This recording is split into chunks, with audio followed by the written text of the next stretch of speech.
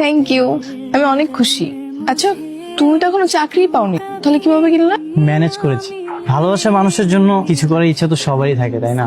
আমার অনেক সৌভাগ্য তোমার মতো মেয়ের ভালোবাসা পেয়েছি। সবসময় এভাবে ভালোবেসে পাশে থাকো। আরে বাবা, বিয়েটা বাবা মা মিলে এই মাসে আবার দিতে যাচ্ছে। এখন আমি তাকে দেখেছি যেন কথা বলে তারিখটা পেছানো যায়। তাহলে চলো, আমিও তোমার সঙ্গে যাবো। তুমি কোথায় যাবা? তোমাকে দেখলে আবার অনেক কিছু মনে করতে পারে। তোমার মাথায় কি কোনো বুদ্ধি নাই? তাকে কিভাবে বলবো যে আমার বয়ফ্রেন্ড আছে?